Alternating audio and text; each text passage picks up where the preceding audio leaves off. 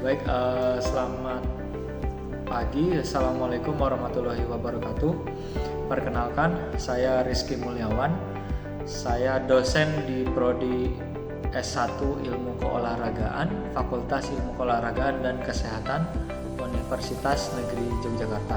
Pada kesempatan kali ini, saya akan membuat video pembelajaran sebagai prasyarat sertifikasi dosen Kemendikbudristek untuk di sesi kedua di tahun 2023. Saya sendiri di Prodi S1 Ilmu Keolahragaan, saya mengampu mata kuliah pokok kebugaran jasmani, ilmu gizi, kemudian fisiologi olahraga, dan biokimia olahraga. Pada kesempatan kali ini, saya akan memperlihatkan highlight materi perkuliahan di mata kuliah ilmu gizi berupa presentasi dari mahasiswa, kemudian dilanjutkan dengan pemaparan materi dari saya sendiri dengan tujuan untuk mengkonfirmasi serta meluruskan apa yang memang sudah terjadi di lapangan, tetapi padahal sebenarnya yang terjadi adalah terkadang mispersepsi ya. Jadi kami coba untuk meluruskan apa yang sesuai dengan rekomendasi yang seharusnya.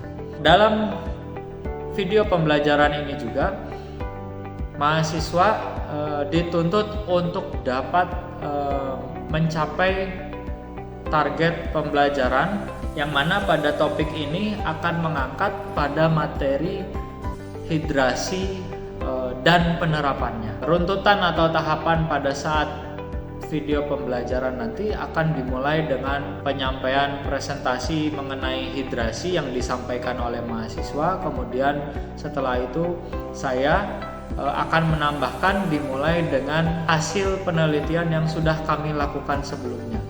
Kemudian setelah pemaparan hasil penelitian dilanjutkan dengan demo ataupun interaksi bersama dengan mahasiswa juga saya, yang mana saya akan melakukan beberapa penunjukan mahasiswa untuk dimintai opini apa yang seharusnya dikonsumsi sebelum, selama, dan setelah berolahraga. Kemudian setelah bahasan tersebut selesai, dilanjutkan dengan apa yang harus dikonsumsi menyesuaikan dengan durasi latihannya. Jadi semua dilakukan dalam bentuk interaksi, jadi ada diskusi dan juga pertanyaan yang disampaikan oleh mahasiswa yang ada di dalam kelas. Pada saat pengambilan video pembelajaran ini dilakukan di lab adaptif Fakultas Ilmu Keolahragaan dan Kesehatan Universitas Negeri Yogyakarta, yang mana jika nanti dilihat dalam video, baik saya ataupun mahasiswa semua tidak menggunakan sepatu. Jadi hanya diperbolehkan, memang pada penggunaan lab ini hanya diperbolehkan untuk menggunakan kaos kaki saja. Assalamualaikum warahmatullahi wabarakatuh. Waalaikumsalam warahmatullahi wabarakatuh. Oke, materinya tentang hidrasi. Sebenarnya seharusnya yang disampaikan, jadi kita lihat dulu spesifik kalau sebelum apa, selama olahraga apa, setelah olahraga apa, kemudian bergantung juga dengan durasi. Kalaupun tidak, nanti akan saya tambahkan. Assalamualaikum warahmatullahi wabarakatuh. Waalaikumsalam warahmatullahi wabarakatuh. Yang terhormat Bapak Rizky selaku dosen pengampu mata kuliah gizi. Pada kesempatan kali ini kami akan mempresentasikan dengan materi hidrasi. Baik, terima kasih Mas Anton. Yang pertama ada definisi hidrasi. Hidrasi olahraga adalah tindakan yang penting untuk menjaga performa atlet, kesehatan, dan keselamatan dengan memantau asupan cairan dan elektrolit yang memadai untuk mengkompensasi kehilangan selama latihan dan kompetisi. Dilansir dari International Society of Sports Nutrition tahun 2017. Untuk fungsi hidrasi, yang pertama ada jadi di bagian tubuh kita itu 50-60% merupakan komponen air ya teman-teman. Ini gambarnya mungkin kurang terlalu jelas ya, tapi ini adalah skemanya ya teman-teman untuk anatomi dari dari tubuh itu sendiri. Aturan hidrasi sebelum latihan atau pertandingan ya. Untuk yang pertama ada olahraga intensitas rendah, durasi kurang lebih 45 menit, mengkonsumsi air putih. Untuk olahraga intensitas sedang sampai tinggi, durasi lebih dari 45 menit, mengkonsumsi minuman olahraga atau jus buah yang encer. Dan yang terakhir ada olahraga endurance atau dengan durasi kurang dari 45 menit, lebih dari 45 menit, mengkonsumsi minuman olahraga atau jus buah encer. Sebenarnya masih ada saat latihan ya teman-teman hidrasi, tapi tidak ada di dalam materi. Kalau saat latihan itu biasanya kita ambil di jeda istirahatnya. Ada pengaturan hidrasi setelah latihan atau pertandingan. Yang pertama cairan dan nutrisi atau bahan karbohidrat. Itu berguna untuk menggantikan keringat dan energi setelah olahraga. Yang kedua asupan cairan masuk. Minum secara bertahap dengan interval 0 sampai 2 jam setelah olahraga, sekurangnya 1 sampai 1,5 liter cairan. Yang ketiga jenis minuman.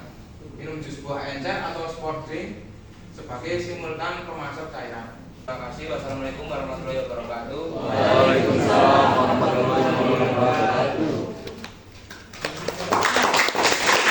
Kami lakukan penelitian kurang lebih respondennya 456. Ini kami sebutnya studi kasus di lapangan.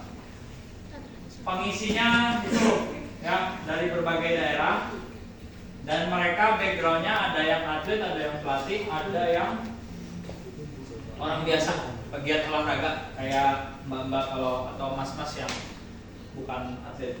Ya, totalnya kurang lebih seperti ini. Nah, studi pendahuluan ini ternyata keluar datanya kalau ternyata seusia kalian itu hanya minum ini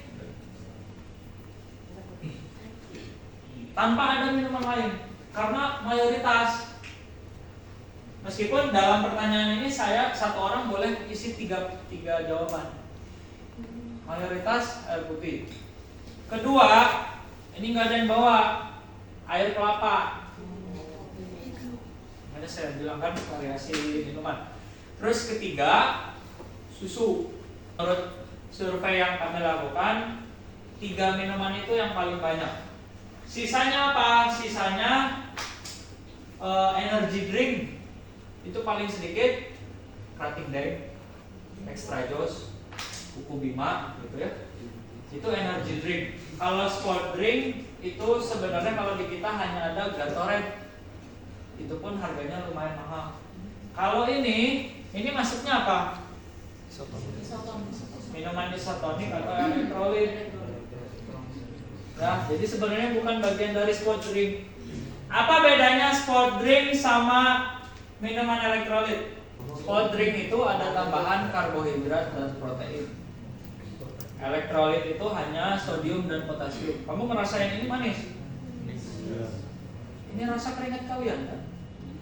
Pernah cobain keringat kalian di nggak sengaja minum asin kan? Agak asin dan asam kan? Ya.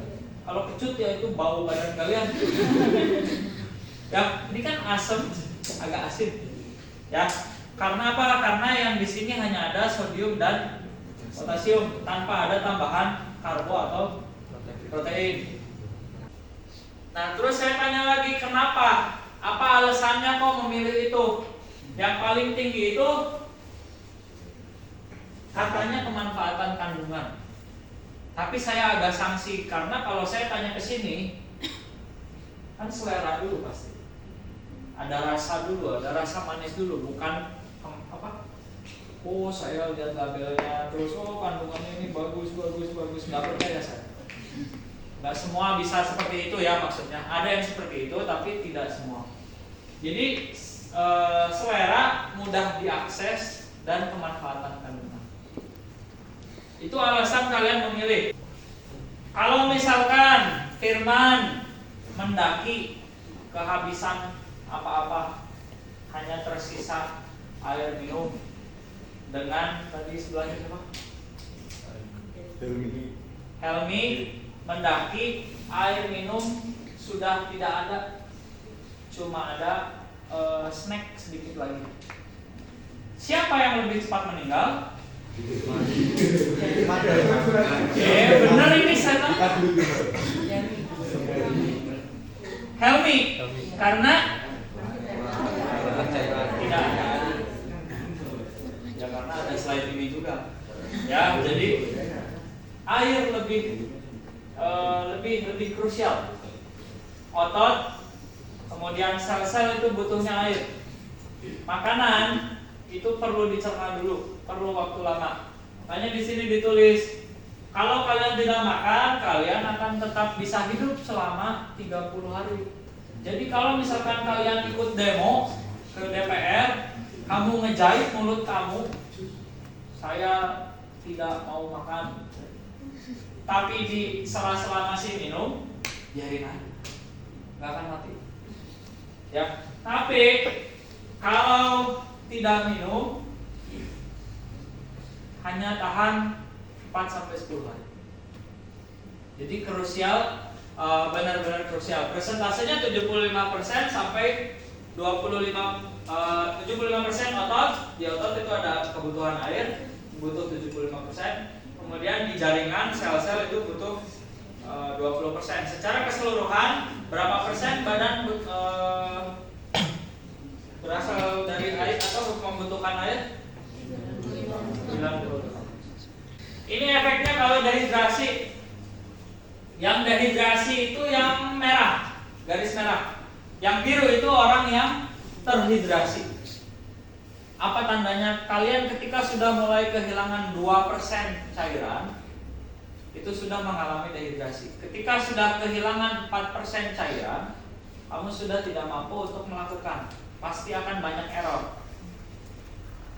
Tanda paling gampang tadi udah disebutin, urin. Setiap kalian bangun pagi harusnya dicek urin kamu kuning apa bening. Mayoritas apa? Kuning. Berarti harus langsung diganti dengan minum air. Itu sudah langsung indikator. Ketika kalian kencing sekarang ke air kuning, kamu kurang cairan. Warna paling parah warna apa? Coklat. Kalau coklat itu udah langsung bawa aja ke rumah sakit. Itu dehidrasi 4% itu tandanya gitu. Karena sudah parah. Tapi kalau masih kuning menuju coklat, segera minum air sebanyak-banyaknya. Ya. Ini akan mengganggu performa kalian. Sudah pasti. Jadi kayak misalkan kamu hilang konsentrasi ataupun pada saat melakukan gerakan kayak lempar atau mukul ataupun nendang itu berkurang, kemampuannya pasti menjadi berkurang, juga kurang presisi, akurasinya kurang bagus. Jadi sebelum latihan dianjurkan ini, tapi ukuran ini karena ini 500 ml. Berapa lama? 30 menit atau 1 jam sebelum harus minum ini dulu. Ya, saya yakin pada nggak sadar, jadi akhirnya gimana saya aja. Terus, nah pada saat selama ini yang cocok yang mana? Air putih, ini isi air putih atau Pocari? Tergantung. Kenapa? Karena interval yang diberikan harus 15-20 menit. Jadi kamu misalkan baru mulai latihan, kemudian udah 20 menit nih minum. Ya, air putih lah jelas. Terus udah 40 menit nih minum lagi. Apakah semua seperti itu? Karena muncul pertanyaan, ada juga orang yang minum menit ke-20, pada saat 20 menit kedua dia masih merasa kenyang. Nah, jadi rekomendasi ini ya ini ada ditulis 15 menit, ada buku yang bilang 10-15 menit, ada buku yang bilang 10-20 menit. Berapapun waktunya, tapi intervalnya di area itu. Ketika kalian malah jadi takut terjadi pertambahan berat badan karena minum terus, ya stop. Gak usah minum lagi. Minumlah. Indikator dehidrasi apa? Paling awal haus. Haus itu indikator kamu butuh cairan. Jadi ketika 10-20 menit pertama saya aman nih, nggak perlu minum air, ya udah nggak usah. Tapi ketika kedua saya harus atau malah baru menit ke 25, ya berarti metabolisme kamu amannya di 25. Jadi ini prinsip individualisasi berlaku. Makanya kenapa saya bilang bergantung. Ya, ini aja dia minum air putih dingin nggak bisa. Lebih parah lagi, bukan parah ya, lebih susah lagi adaptasinya nanti. Kalau misalkan kita bicara hidrasinya berdasarkan durasi latihan, kacamata baju merah laki-laki berdiri, perempuan yang lihat sana ya berdiri. Oke, anggaplah sekarang saya rubah. Tadi ini sebelum, selama, setelah. Sekarang adalah ini latihan durasi di bawah 60 menit. Ini latihan 60 sampai 2 jam. Ini di atas 2 jam. Silakan pindahkan. Minumannya mana? Ini pasti ketukar.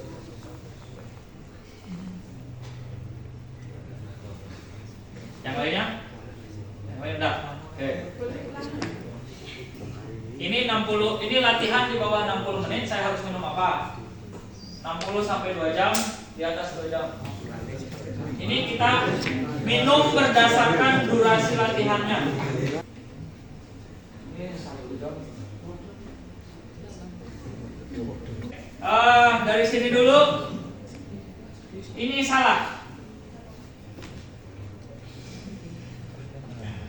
Durasi saya bicaranya 1 jam kalian olahraga cukup dengan ini. Tapi nanti ada syarat. Cuma secara umum kalau kalian olahraga di bawah 1 jam hanya ini. 1 jam sampai 2 jam ini minuman yang mengandung elektrolit. Di atas 2 jam ini saya bilang jawabannya kurang tepat. Kurang apa coba? Kalian bayangin kalau kalian latihan 2 jam, kalian kehilangan apa aja? Ini kurang karbohidrat dan atau protein. Jadi boleh dua-duanya atau salah satu. Terus mana yang cocok? Sutra. Ini tarik. Kalau ini harus, karena pasti butuh. Minimal ya, saya bilang minimal. Ini boleh ditambah sama apa? Kalau tadi hasil survei, air kelapa bukan ditambah ya, tapi pilih salah satu karena dua-duanya kandungannya mirip. Jadi boleh air kelapa, boleh pokari. Ini sebenarnya ini enggak ya? Hanya ini. Kenapa? Karena kalau kalian lihat kandungannya mengandung karbohidrat, protein, dan juga ada lemak. Jadi komplit. Kamu tadi bilang apa? Kenapa nggak mau ini? Karena apa?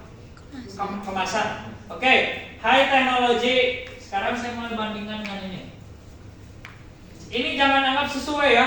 Anggaplah ini susu Denkau. Kita bicara bubuk dulu nih. Ini sama ini bagus mana kualitasnya? Bagus ini. Kalau dari segi kualitas ini masih kurang. Denkau ya. Anggap ini Denkau. Oke? Ini kan saya yang tadi. Jadi ketika kamu kurang dari 60 menit, kalian minum air putih saja sudah cukup. 60 sampai 120 harus ada minuman elektrolit. Ini elektrolit dan atau plus karbohidrat atau protein. Ada syarat. Jadi sebenarnya balik lagi semuanya bergantung kebutuhan. Di situ ditulis bahwa ketika kalian melakukan aktivitas yang intensitas tinggi, keringatnya keluarnya banyak. Di sini ditulisnya ada may require, jadi mungkin membutuhkan minuman pergantian elektrolit. Otomatis jadi kalau di bawah 1 jam tapi high intensity tambah ini. Kalau tidak, kalau umum ini aja cukup tanpa ini ya. Karena ini pengecualian nanti. Terus latihan di lingkungan ekstrim, keringat keluar banyak, butuh juga. masukin lagi ke sini. Kalau iklimnya jelek, panas banget, ataupun dingin, ya dingin juga tetap. Itu. Terus, ketika dehidrasi ataupun berpuasa, ini beda nih. Kamu dehidrasi terus puasa, kamu butuh bukan hanya elektrolit tapi juga karbohidrat dan protein. Jadi ada syaratnya, ada syarat-syarat yang dibutuhkan khusus yang di bawah 60, karena pasti nanti akan menyangkal. Kalian yang olahraga jarak pendek gitu ya, itu kan cuma berapa detik atau berapa menit gitu kan. Masa ya saya cuma butuh air putih padahal saya butuh kontraksi otot yang lebih cepat, lebih bagus gitu. Jadi berdasarkan kondisinya ya, silakan berdasarkan kondisi. Terus tadi disebutin kalau ultramaraton 100 kilo itu beda urusan. Kalau itu tadi kan dibilang setiap ada station dia isi, dia hidrasi, kemudian selama apapun dia bawa, biasanya dia bawa gel, itu juga dikonsumsi. Gel tuh jaraknya sejaman. Jadi misalkan udah gel cukup lari 30, 40, 50, kalau ada minum lagi. Nanti ada susu murni yang plain, susu pasteurisasi. Ini apa? UHT. Mana yang lebih bagus? Kenapa pasteurisasi? Lebih kompleks. Ini berarti tidak melalui pasteurisasi. Jadi masih tetap bagusannya pasteurisasi. Pasteurisasi emang nggak ada rasa. Murni itu plain, pasteurisasi itu ada beberapa yang pakai perasa, pakai ditambah gula atau apa, stroberi atau coklat. Tapi kalau kamu memang suka yang plain, ya nggak apa-apa, itu bagus. Cuma resikonya pasteurisasi itu dia hanya 7 hari. Ini kan, ini ada expirednya, Mei 2024. Ya. Kalau pasteurisasi sudah dibuka 7 hari, susu murni sudah dibuka 1 hari, kecuali masukin kulkas. Kalau enggak ya basi. Ini berapa ya? Berarti lama ya nih?